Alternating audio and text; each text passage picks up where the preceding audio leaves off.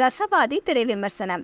அர்ஜுன் தாஸ், தானியா ரவிச்சந்திரன், ரேஷ்மா, சுஜித் சங்கர், ஜி.எம். சுந்தர், ரம்யா சுப்பிரமணியம், ரிஷிகாந்த் மற்றும் பலர் நடிப்புல சாந்தகுமார் இயக்கத்துல தமன் எஸ் இசையில வெளிவந்திருக்கும் படம் தான் ரசவாதி. படம் எப்படி இருக்கு வாங்க பார்க்கலாம்.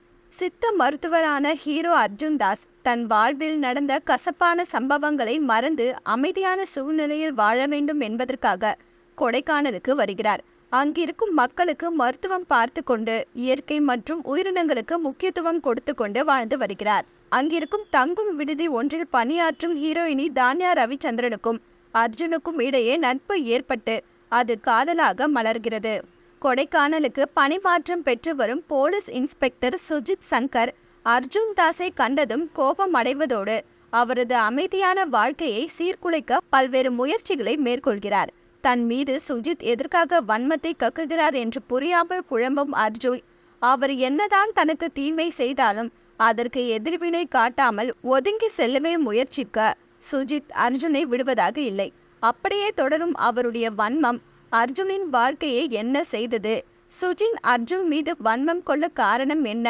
அர்ஜுன் மறக்க நினைக்கும் அவரது கடந்த கால வாழ்க்கை என்ன என்பதை காதலையும் சமூக வாழ்க்கையும் சேர்த்து சொல்வதுதான் ரசவாதி. இயக்குனர் சாந்தகுமார் தான் சொல்ல வந்த கதைக்கான திரைக்கதையில் அரசியல், தத்துவம், சமூகம் சார்ந்த பல்வேறு விஷயங்களை பேசுவது வழக்கம். அப்படித்தான் இந்த படம் காதல் கதையாக இருந்தாலும் அரசியல், மருத்துவம், சமூக மாற்றம், இயற்கை உள்ளிட்ட விஷயங்களை பற்றி பேசி அமைதியான சூழலை நம் மனதுக்குள் கடத்தி விடுகிறார். ஹீரோவாக நடித்திருக்கும் அர்ஜுன் தாஸ் வில்லனாக நடித்தாலும் சரி, ஹீரோவாக நடித்தாலும் சரி, இறுக்கமான மனநிலையோடு இருக்கும் வேடங்களில் தொடர்ந்து நடித்து வருகிறார்.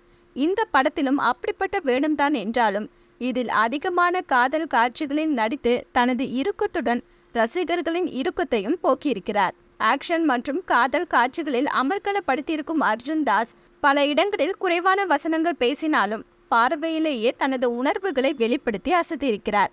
ஹீரோயினியாக நடித்திருக்கும் தானியா ரவிச்சந்திரன் பேரழகியாக இல்லை என்றாலும் பார்த்தாலே போதும் பசியே போய்விடும் என்ற அளவுக்கு அளவான அழகோடும் நடிப்போடும் ரசிகர்களை கவர்கிறார். மற்றொரு ஹீரோயினியாக நடித்திருக்கும் புதுமுகம் ரேஷ்மா பரதநாட்டிய நடனத்தில் தொடங்கி தனது இல்லற வாழ்வின் ஆதங்கத்தை வெளிப்படுத்தும் காட்சி என தன் பார்வையாலும் நடிப்பாலும் ரசிகர்கள் மனதில் இடம் பிடித்து விடுகிறார். போலீஸ் இன்ஸ்பெக்டராக நடித்திருக்கும் சுஜித் சங்கர் வில்லன் வேடமாக இருந்தாலும் தனது நடிப்பின் மூலம் ஹீரோ பக்கத்தில் சிம்மாசனம் போட்டு உட்கார்ந்து விடுகிறார்.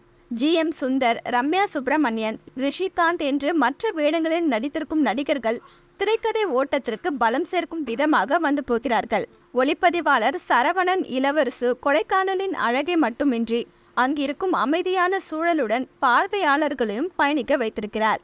தமன் எஸ்ஸின் இசையில் பாடல்கள் கதைக்களத்திற்கு ஏற்ப அமைதியாகவும் மனதை வருடுவது போலவும் அமைந்திருக்கிறது.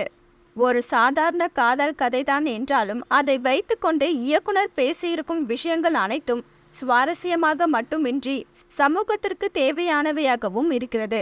இரண்டாம் பாதியில் வேகம் எடுக்கும் திரைக்கதை முதல் பாதியில் கதைக்கருவில் பயணிக்காமல் வேறு ஒரு தளத்தில் பயணித்திருப்பது திரைக்கதையை சற்று பலவீனமடைய செய்தாலும் இயற்கை மருத்துவம், உயிரினங்களின் மீது அக்கறை காட்டுவது போன்றவற்றின் மூலம் பலவீனத்தை மறைத்திருக்கிறது. மொத்தத்தில் அனைத்து கமர்ஷியல் விஷயங்களும் இருந்தாலும் அதை அளவாக கையாளப்பட்டிருக்கும் இந்த ரசவாதி சினிமா ரசனையாளர்களை ரசிக்க வைக்கும்.